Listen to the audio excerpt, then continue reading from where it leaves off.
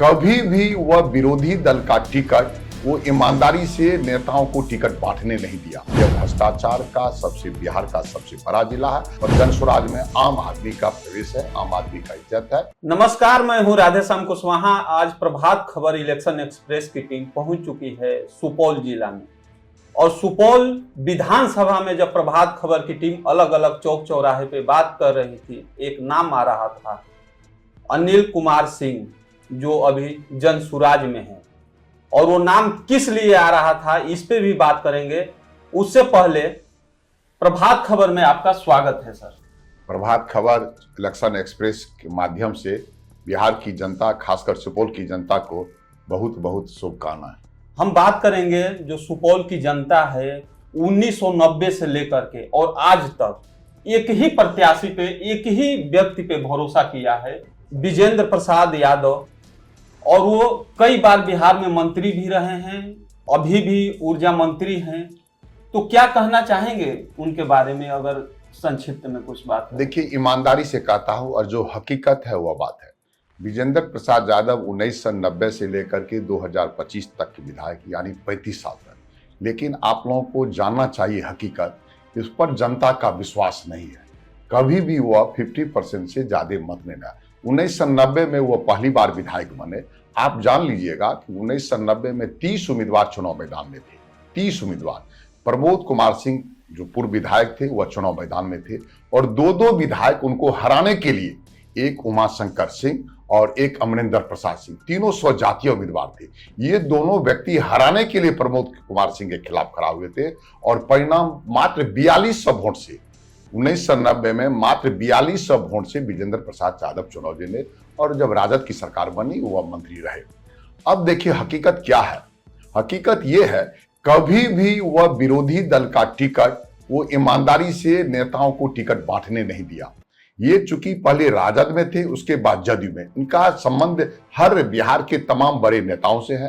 राजद के नेता जगदानंद प्रसाद सिंह से है, अब्दुल बारी सेठी से, उनके सरकार में मंत्री थे, लालू यादव के सरकार में मंत्री थे। अब ये आगे जदयू बीजेपी में। तो ये जो टिकट बांटे, आप 90 के बाद देखिएगा, ये टिकट जो बांटे हैं तो विरोधी दल का भी टिकट यही बांटे हैं। और एक गौर कीजिएगा ईमानदारी से, इनके खिलाफ आज तक जो भी चुनाव लड़े हैं, या तो वह यादव लड़े या मुसलमान लड़े। विनायक प्रसाद यादव इनके खिलाफ चुनाव लड़े। उसके बाद इजराइल राइन दो बार, जो सुपौल के निवासी नहीं है, वह आदमी सहरसा से आकर के चुनाव लड़े। उसके बाद आप देखेंगे, इससे पहले जो चुनाव लड़े वह किशोर कुमार मुन्ना सहरसा से आकर के चुनाव लड़े। एक आप देखिएगा, इससे पहले अब जस्ट 2020 का परिणाम मैं बताता हूं, मिन्नत रहमानी जो सुपौल में कोई परिचय उनका नहीं था, वह आदमी दिल्ली में रहता था। और जब चर्चा चली राजद का सीट, तो राजद में लवली आनंद को टिकट मिला, लेकिन इन्होंने राजद को टिकट छिनवा लिया और यह कांग्रेस को टिकट दिया, क्योंकि उस समय जगदा बाबू अब्दुल वारी सिद्दीकी के प्रयास से, यानी विरोधी को भी ये अपने दल से हिसाब से टिकट बांटते हैं। और यानी आप ये कहना चाह रहे हैं जैसे विरोधी भी हैं, इनको जिताने के लिए कहीं ना कहीं सपोर्ट करती है। देखिए, धरातल पर समर्थन नहीं करती। अगर धरातल पर समर्थन करती तो इनको 60% 70% मत आना चाहिए 35 साल में। ये ऊपर का जो राजनीति का जो कटखेल है, ये करप्ट राजनीतिक व्यवस्था जो है, उनके कारण ही है। और यही कारण है कि विजेंद्र प्रसाद यादव के खिलाफ कभी भी विरोधी दल बयान नहीं दिया, उन पर कभी भ्रष्टाचार का आरोप नहीं लगा। और हमने जब बिजली विभाग में गमन हुआ तो हमने इनके खिलाफ संघर्ष किया और परिणाम है, बिजली विभाग के मंत्री के, बिजली विभाग के जो प्रधान सचिव है संजीव बस, आज वह जेल में है। आज वह जेल में। हमने इनके खिलाफ इलेक्शन के 2020 में मैंने पिटीशन किया। ये लॉ मिनिस्टर थे और इनके खिलाफ हाईकोर्ट ने 25,000 का जुर्माना दिया। मैं आपके माध्यम से बताना चाहता हूं, विजेंद्र प्रसाद यादव का डिग्री 2020 से पहले लिखा गया है बीएससी स्नातक बिहार विधानसभा में, लेकिन वह बीएससी नहीं पास किए हुए, वह मात्र उच्चतर माध्यमिक पास किए हैं। 2020 में जब मैंने इनके खिलाफ चुनाव लड़ा तो इन्होंने असली डिग्री दिया उच्चतर माध्यमिक, जबकि इन्होंने आज तक बीएससी करके कर रहे थे। विजेंद्र प्रसाद यादव किस्मत और राजनीतिक सेटिंग से सरकार में है। अच्छा, एक और चीज हम ये जानना चाहेंगे कि विजेंद्र प्रसाद यादव हैं, इन्हें कोसी में विकास पुरुष के साथ साथ इनको विश्वकर्मा भी कहा जाता है, तो आप कैसे करेंगे इनकी सामना? देखिए, ये प्रोपगंडा है। कुछ इनके ठेकेदार बिचौलिए अगर एक तो विश्वकर्मा कहना तो दुर्भाग्य है, कोसी के लिए अपमान है, क्योंकि एक भी फैक्ट्री नहीं है। विश्वकर्मा एक भी कल पुर्जा का छोटा सा सुई की भी फैक्ट्री नहीं है, और इनको विश्वकर्मा, और कोसी के ये अभिशाप है, वरदान नहीं। 2008 में 18 अगस्त 2008 में कोसी बांध टूटा था कुशा के निकट। उस समय ये सिंचाई मंत्री थे और इन्हीं के आदमियों ने, ठेकेदार लोगों ने लूटा है। 2008 में सरकार कहती है कि 500 से अधिक का अकाल मौत हुई, 32,000 परिवार हुए। आज तक इस कोसी बांध टूटने में किसी को सजा नहीं मिलेगी। इसीलिए ये कोसी के विश्वकर्मा नहीं है, कोसी के नहीं है, ये कोसी को इन्होंने, आप कहते हैं सोने की चिड़िया के बना करके इनके तमाम सगे संबंधी ठेकेदार है, इनके बेटा के साला ठेकेदार है, इनके संबंधी ठेकेदार, और कोसी को लूटता है। और कुछ जो इनके लूटने वाले लोग हैं इनको विश्वकर्मा कहते हैं। यह पता तब चलेगा जब 2025 का परिणाम आएगा। अभी जब प्रभात खबर की टीम बाढ़ प्रभावित क्षेत्र में गई थी, तो वहाँ कई गांवें हैं जो मिर्चा पाठक एक था, इसके साथ ही कई पंचायतें हैं जहाँ पे लोगों की भूखमरी की स्थिति है। कई परिवार जो जाने के लिए उनके घर रास्ता नहीं है, नाव के सहारे जा रहे हैं, लेकिन कई परिवार है जो तटबंध पे अपना किसी तरह से गुजर बसर कर रही है। उनके लिए क्या कहेंगे? उनको आज तक कोसी में पूरा खेत जमीन घर चला गया है और भूमि नहीं मिला है। देखिए, सुपौल जिला 14 मार्च 1991 को बना, आज लगभग 34 वर्ष जिला बनने हो गया। और ये जिला की इतनी दयनीय स्थिति, इतनी बदतर है। विकास का, शरीर स्वस्थ का मतलब क्या होता है? शरीर का सब अंग स्वस्थ रहे और शरीर का आधा भाग बीमार से ग्रसित हो और आधा भाग का काम स्वस्थ है।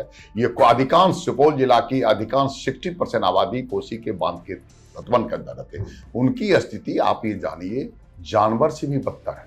ये बड़े अफसर नेताओं की जो कुत्ते को जिस हिसाब से खिलाते हैं, रखते हैं, सोने के लिए मलमल चाहिए, खाना के लिए दूध चाहिए, बिस्कुट चाहिए, क्या कोसी के लोगों को भोजन मिलता है? कोसी के लोगों को शिक्षा मिलता है? कोसी के लोगों यही है कि जवान बेटा बाहर जाता है पंजाब दिल्ली कमाने के लिए और जवान पत्नी को घर में छोड़ता है, जवान बूढ़ी माँ को घर में छोड़कर कलेजा पर हाथ दे करके बाहर जाता है। यहाँ से जितनी भी ट्रेन खुलती है, ये दुर्भाग्य है, यहाँ से जितनी भी ट्रेन खुलती है वह कोई जनसेवा है, एक भी रिजर्वेशन होगी, जानवर की तरह लोग जाते हैं।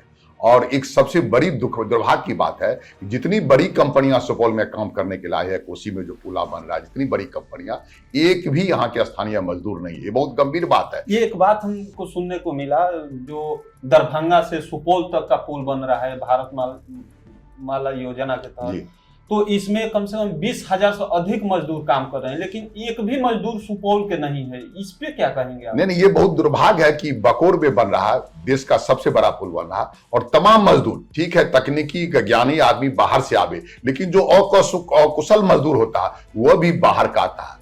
ये दुर्भाग्य की बात है यहाँ के लोग। इसका मूल कारण है, इसीलिए स्थानीय लोगों को बड़े बड़े ठेकेदार नहीं रखते हैं कि उसकी जो गलतियां करता है, जो उसमें मिलावटी करता है सीमेंट में, छड़ में, रड में, वह यहाँ की लेबर नहीं जाने। इसके पीछे एक साजिश है, एक राजनीतिक के तहत रखा गया है। ये लोग बात नहीं जाने किस प्रकार की गुणवत्तापूर्ण से खिलवाड़ करता है, इसीलिए यहाँ के लोगों को, मजदूर को नहीं रखता है। बाहर के मजदूर आते हैं और यहाँ का लूट करके चले जाते हैं। इसी पुल का एक गिर गया था पुल, तो बहुत सोशल मीडिया पर वायरल हुआ था। नहीं, गिर गया था, लोग जांच करने गए, लेकिन दुर्भाग्य से जो पुल का विरोध करने के लिए गए, उनको गिरफ्तारी, वहां के मुखिया जो बकोर के जस्ट बगल के मुखिया, उन्होंने विरोध किया, उनको पुलिस गिरफ्तार करती। देखिए, सुपौल जिला में मात्र प्रशासन के बल पर जिला चल रहा है, आम आदमी की यहाँ कोई। एक और मामला आया कि सुपौल में हर कार्यालय में बड़ी करप्शन है, बिना पैसे बिना घूस दिए कोई काम नहीं हो रहा है। देखिए, सुपौल का एक पूर्व डीएम संजीव हंस जो बेऊर जेल में है, सुपौल का एक पूर्व डीएम सुधीर कुमार जो यहाँ पर जेल में गया, कर्मचारी चयन आयोग के था, सुपौल के डीडीसी और एडीएम इंदिरा आवास में घूस लेते गिरफ्तार हुए। अभी आपको हम बता देते, सुपौल ऐसा जिला तो बिहार में नहीं होगा। सुपौल के जो सीईओ थे प्रिंस राज, वह प्रिंस राज फर्जी सर्टिफिकेट पर नौकरी कर रहे थे, उनकी बर्खास्ती चलेगी। सुपौल के जो डीपीएम होते हैं स्वास्थ्य विभाग का, उनका सर्टिफिकेट पति पत्नी का दोनों का फर्जी था, और कोई सरकार ने विरोध किया। ये हम लोग जैसे आरटीआई के लोगों ने विरोध किया।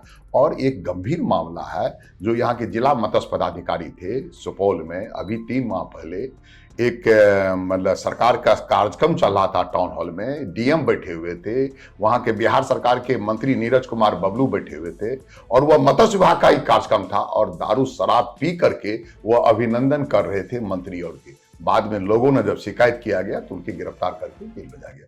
यह ऐसा जिला है, यह भ्रष्टाचार का बिहार का सबसे बड़ा जिला है, और इसके संरक्षण है बिहार सरकार के मंत्री, उन्हीं के अंदर में यह फलता फूलता है।